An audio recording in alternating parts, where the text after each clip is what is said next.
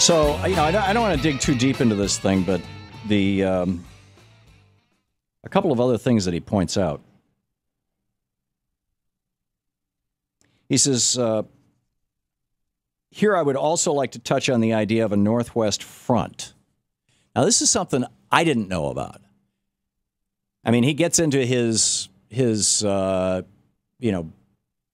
racial theories, the principal racial theory on the hard right, Jimmy the Greek lost his job for saying it. It's something that I've heard several times in my life. I mean, dating back to high school, from white people, is comparing white people and black people to different breeds of dogs, and he gets into that.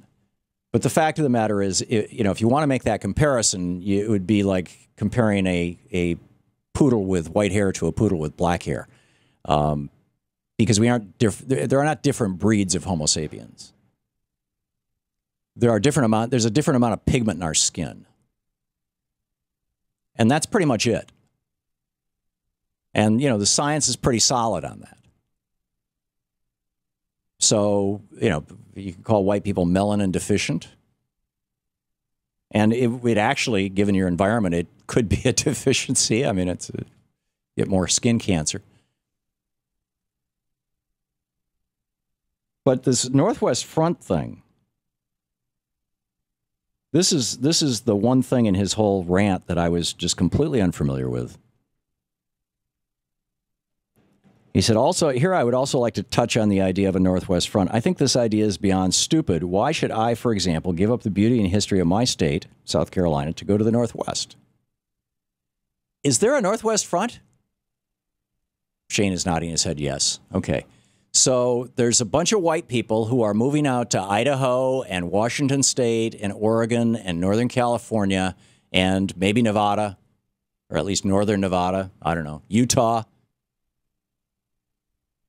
Remember, the Mormon Church would not allow black people to be members for a long, long time, and they didn't allow black men to be priests. And basically every man in the church, if he's a full member of the church, is a priest and lord over his family, and will someday have his own planet on which he and his family will reside, according to Mormon teaching, at least as I understand it.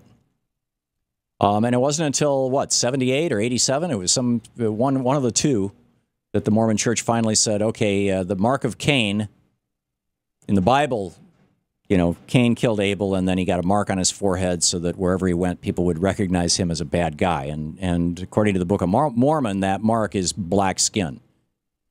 And therefore, the Mormon Church said, can't have black people in our church, or not as priests, because they have the mark of Cain. Well, they changed that doctrine just, recently. The last 30, 40 years. And they're in arguably the Pacific Northwest, or close to it. I don't know. If you know something about the Northwest front, call us up. He also got into Jews. This is something, again, I spent some time on some of these right-wing, hardcore, hard-right websites over the weekend. Now I'm going to start getting really weird ads in my... in my web browsing. He says, the problem is that Jews look white and in many cases are white, yet they see themselves as minorities. Just like, and he uses the N-word, most Jews are always thinking about the fact that they're Jewish.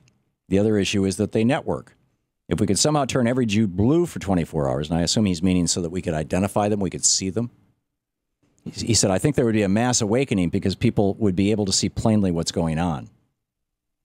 Right. So the question, the naked recruiting of young, disaffected white people to hate people of color and Jews, and he goes off on Hispanics as well, and Asians.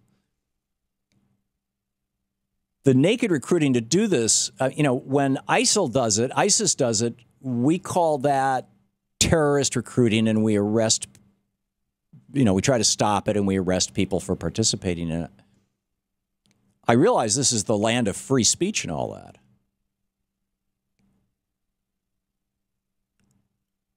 But when do we say enough?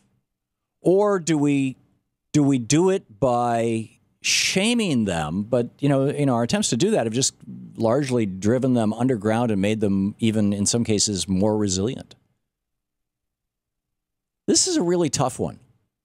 How do we deal with the white racist dynamic in this country, particularly since it has been turned into a political tool by the Reagan candidacy? Reagan back in '66 said that if somebody doesn't want to sell their home to a black person, they shouldn't be forced to, when he was running for governor. And then when he was running for president, the first speech he gave was just down the road from Philadelphia, Mississippi, where Schwimmer and I'm forgetting the names, but the three civil rights leaders were murdered. I'm so bad with names. I'm sorry. Where these three guys were murdered, and Reagan's speech was on states' rights, and the Republican Party has successfully over the last 40 years reached out and brought the Southern white racists into the Republican Party to the point that the South is solidly red right now.